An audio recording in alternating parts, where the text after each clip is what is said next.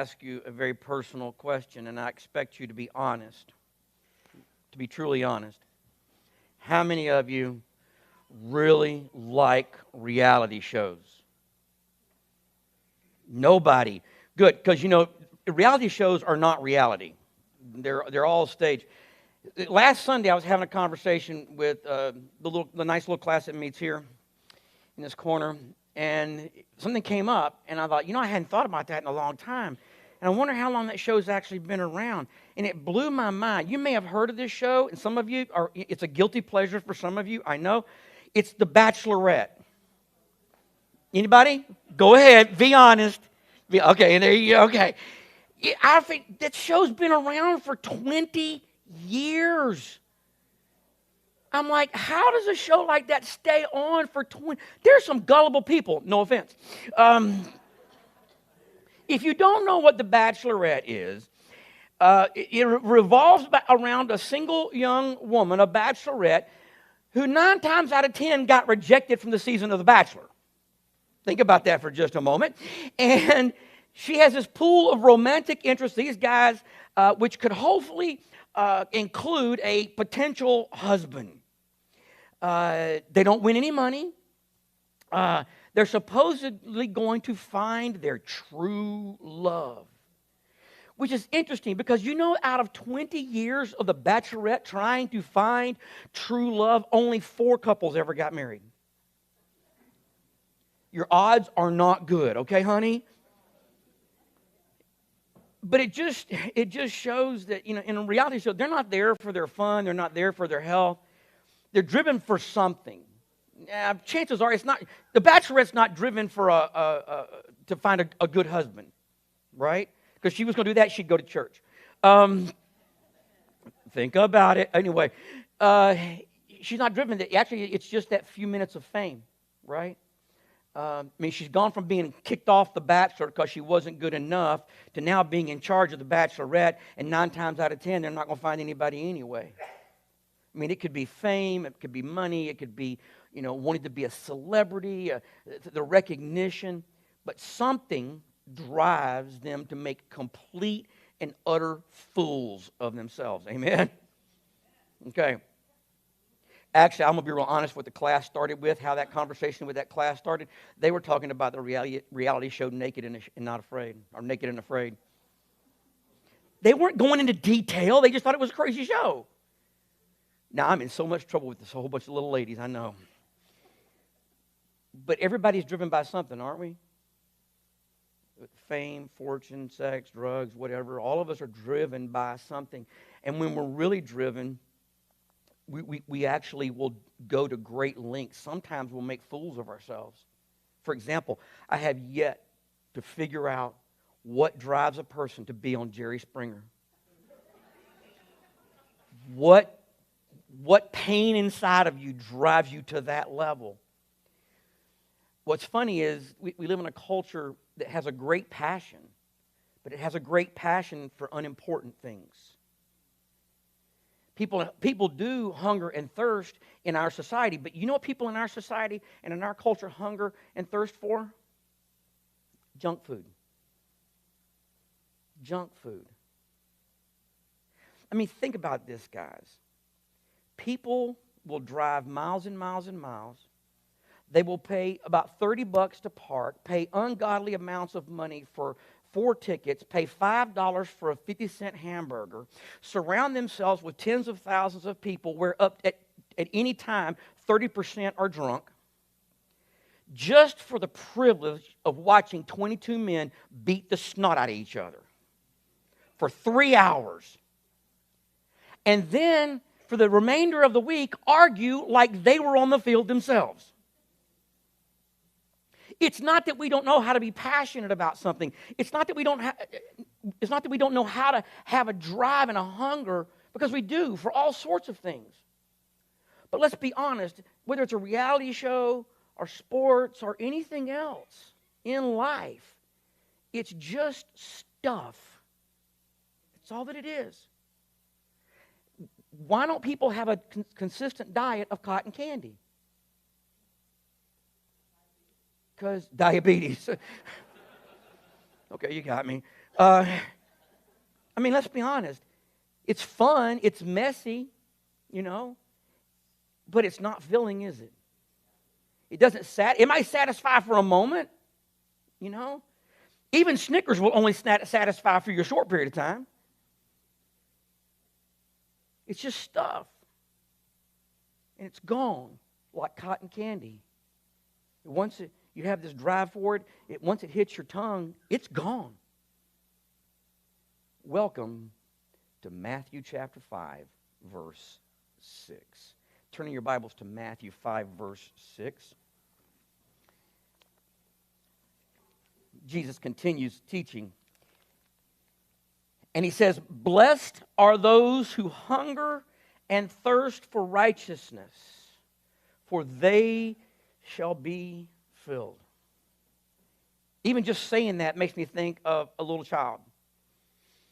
If you've ever had a small child, taking care of a small child, when they get really, really hungry, they let you know, don't they? Anybody? Yeah? Yeah, boy, don't they ever. And they will not shut up until you feed them. Right? They will keep crying. I don't know where they get it within them. They will cry and cry and cry until you finally feed them. That is the hunger and thirst that Jesus is talking about here. That you become so hungry and so thirsty to be like Christ that you will not shut up until you are filled. You will not stop crying out, saying, "God, please fill this emptiness inside of me." I mean, when he talks about the hunger and thirst, it's this strong desire to attain because there's a deeper drive, a deeper need. And these two are used together to support each other, the hunger, the thirst, the great desire. It's easy for us to understand what it means to be hungry, for the most part. We've all been hungry at some time, right? In fact, we have created a whole new word for it. Hangry.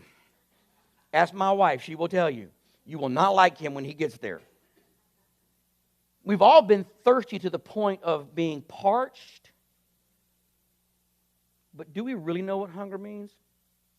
I mean, we live in a culture where we can get anything fast. Well, except Sparta, it's 9 miles to Bowling Green.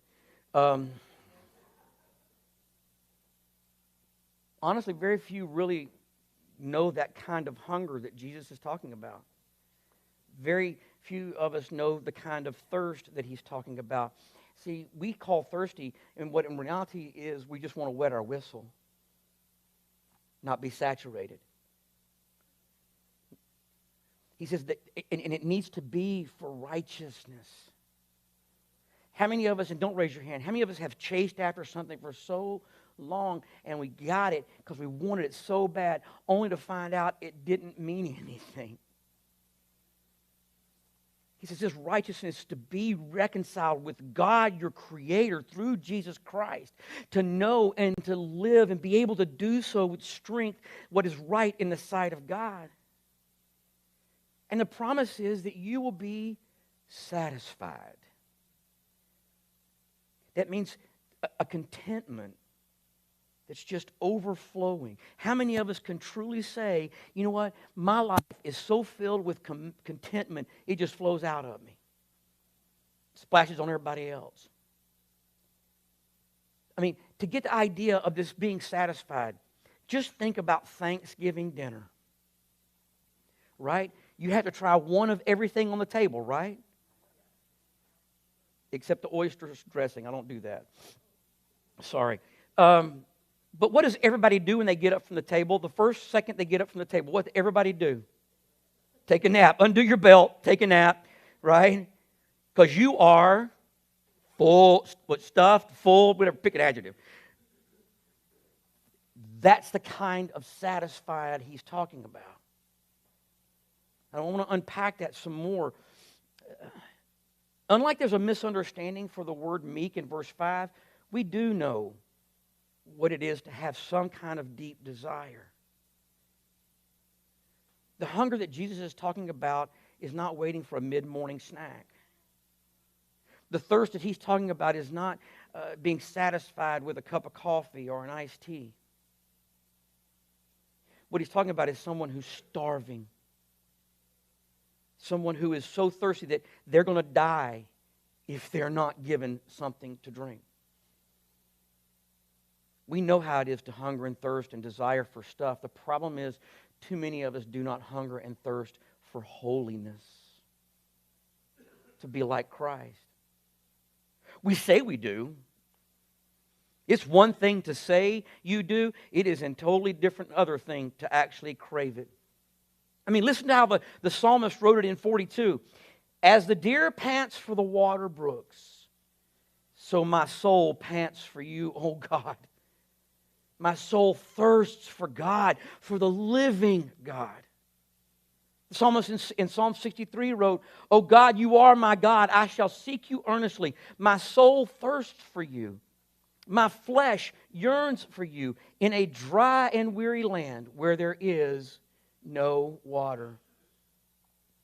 Don't raise your hand, but let me ask you this question. When was the last time you felt that way in your relationship with God? That you wanted it that badly? That your soul panted for fellowship? I just want to come sit at your feet and nothing's going to stop me. Not my calendar, not my schedule, not my electronics. I'm actually going to turn my cell phone off because I don't want anything to take away from that thirst and hunger being satisfied. You know, a lot of folks would do that, they would have a heart attack. When was the last time you felt that way? A hunger and a thirst for that fellowship. See, because Jesus says to those who do, you will be filled. You will be satisfied because it will be a reconciliation with God who comes and takes up residence. Just like this. You ever mowed the grass when the humidity's been about 150% at about 99-degree temperature? Yeah, I've done that before. Sun's beating down, no tree for shade. It was hot, and it was nasty, and it was humid. Anybody ever done that? I did it one time years ago. I made the mistake of taking blood pressure medicine and then going out in that. I know, even Brenda's like, what are you thinking? Are you stupid? And I'm going to tell you, I stopped about halfway through, and I had to go find some shade. And I don't think Deb knew where I was, and I thought I was going to die. And I'm going to tell you, when she finally realized where I was and brought me a big thing of ice water, when that ice water hit me and ran down my throat, I could feel it all the way to my toes. And I'm like, whew, I'm going to live. That's the thirst he's talking about. Jesus takes us to a place in Matthew 5 where desire is thoroughly different than society. That as disciples, our first and foremost yearning, hunger, thirst is to be about the things of God. It starts when you have a desire to be right with God. To be right with God, to have a real and an intimate, very personal relationship with Jesus Christ. And the first deep satisfaction will be this reconciliation. I witnessed a man reached what would have been considered the pinnacle of his career. He had achieved awards and accolades.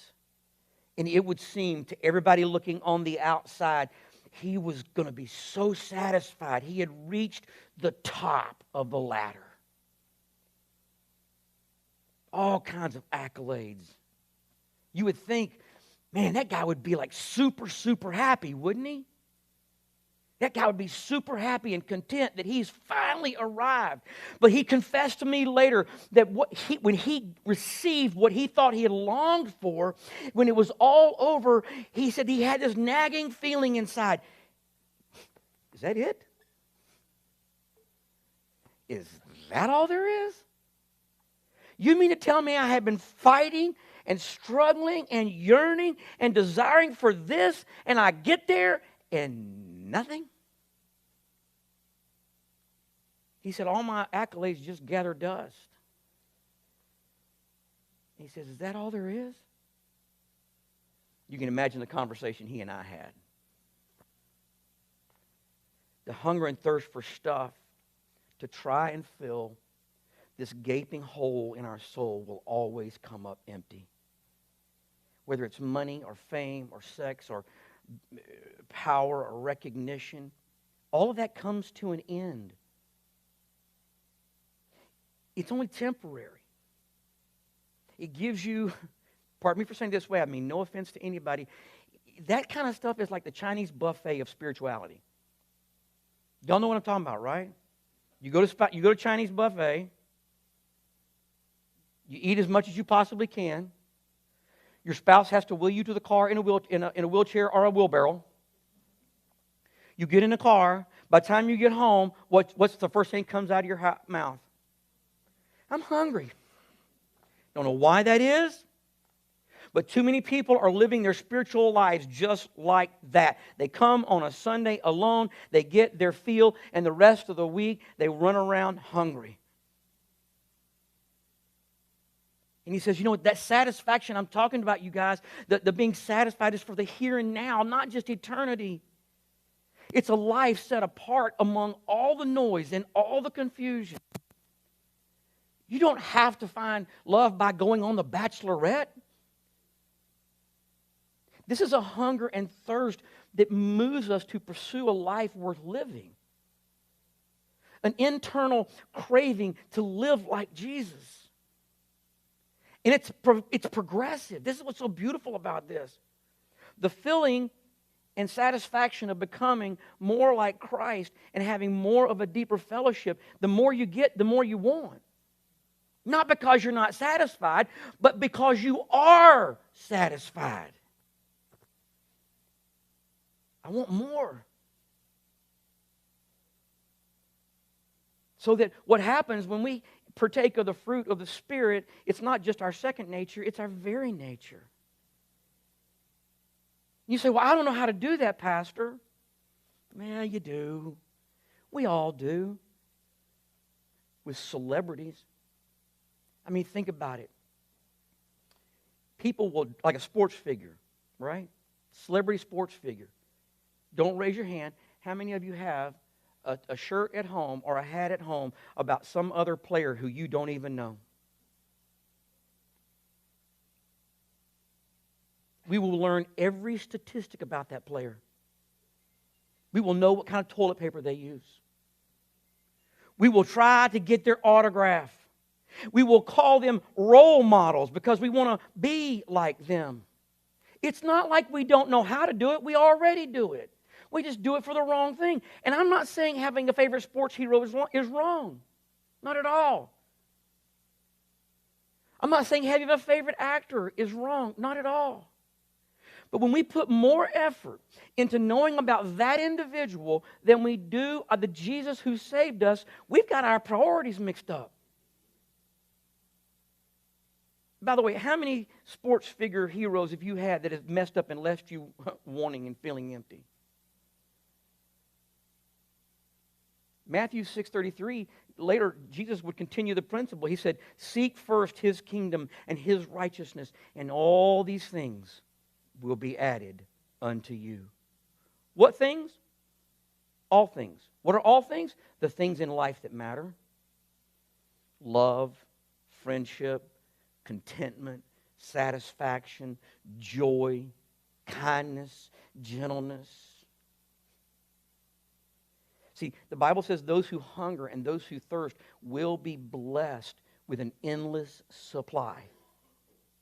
You ever heard of the people like on Price is Right? How many of you always grew up, you watched Price is Right either after school or when you stayed homesick? I didn't know this, but you know when they give you a lifetime supply of like Little Debbie's, you would think that would be heaven, right? The oatmeal cream pies? Oh, come, am I the only one? Would I have been better off saying like nabs or something? No? Okay.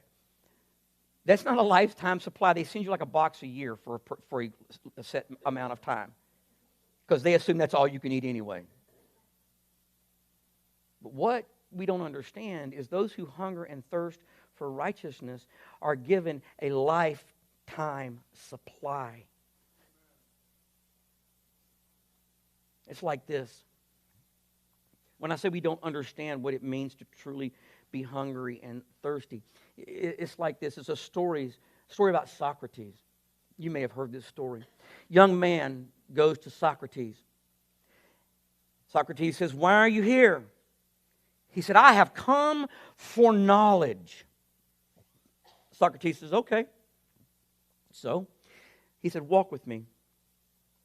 And they walked out down the streets. They walked to the Mediterranean. They walked out into the Mediterranean. They walked into chest-deep water. And Socrates asked the question again. He says, "What do you want?" The boy answered, "Oh, great Socrates, I want wisdom." So Socrates grabbed him by the shoulders and held him underwater for 30 seconds. Pulled him up and asked him the question again. "What do you want?"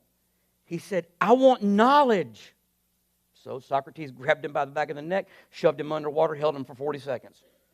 Pulled him up again and asked, "What do you want?" Again, the boy said, "I want knowledge, great Socrates." So he grabbed him by the back of the head, shoved him underwater, held him for almost a minute. He let him up, and he said, "Young man, what do you want?" And the young man said, "I want to breathe." He said, "Son, when you want knowledge as much as you want to breathe, you shall have it. When you want Jesus as much as you want to breathe, you will have it." He says, when you hunger and thirst for righteousness as much as you need air, when you seek it, when you crave it, when you gasp for it, you will have it. It's also knowing about a future fulfillment. Knowing that when this is done, it's all perfected in His presence. We have Jesus. We live for Jesus. We strive to be like Him, knowing that there is a greater satisfaction coming. When it will be the complete culmination of the promise. See, Paul understood being satisfied. As Saul, he had it all. When he was Saul, money, fame, prestige, power, position. As Paul, he said, "I count all of that as garbage compared to knowing Jesus Christ." He said, everything before Jesus, that's trash. Nothing. Everything I could have ever wanted in life, He has provided. And he still knew it was an ongoing process. He said, "Not that I have fully attained it yet, but I press on to the upward goal of the prize in Christ Jesus." Just knowing about holiness, just talking about it wasn't enough. He's like, I got to have it. We live in a world that is really hungry and really thirsty. The problem is they're thirsty for the wrong things. Jesus did not say, "Blessed are those who hunger and thirst for pleasure. Blessed are those who hunger and thirst for happiness." He did not say, "Blessed are those who hunger and thirst for wealth." He did not say, "Blessed are those who hunger and thirst for recognition or fame or experience." He said, "Blessed are those who hunger and thirst for being right with God." That is the only thing that will fill the longing in your soul. See, I believe in a large part, people are not growing today in the church around the country because we don't have a hunger and a thirst for Jesus anymore. We're too worried about cotton candy. Oh, they might hunger for tradition. They might thirst for their personal preference, but they have not yet truly tasted and seen that the Lord is good. Because once you get a taste of Jesus, the taste isn't going to be enough. But once you do, you will be filled and want even more. See, the problem is too many people just kind of want to be a follower of Jesus when it's convenient. They just kind of want to reach out to God. They want the low-cal, fat-free appetizer version. They don't crave the whole menu. I'm going to be honest with you, there is no real application in the remainder of this. There's not. I can't give you 3 points in a poem. You know why? Nobody can be hungry for you. Nobody can be thirsty for you. I wish I had a formula that said, if you'll do A, B, C, D, then you will have a hunger and a thirst. But there's not one. I mean, that would be like me saying, I'm hangry, and Deb going, okay, well, I'll go out to dinner. You stay at home, I'll go to dinner. She goes to dinner, she eats a great meal. She comes back, you still hangry? Yep. Now we have to have a discussion. If I'm hangry, she can't eat for me. She can't make me hungry. Question is, what are you hungry for? What do you thirst for? Because if it's Him, the promise is you will be satisfied. This is the fourth of the attitudes. And these are attitudes that are inner attitudes, attributes, that sees the need for Jesus, who can mourn the condition of their soul, who can humble themselves, and who can crave the righteousness of Jesus. The next four begin the true outward manifestation of the first four,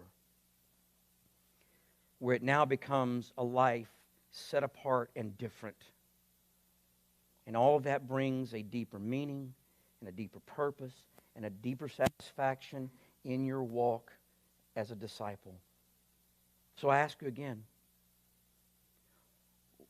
are you really satisfied with the low-cal version snack of church?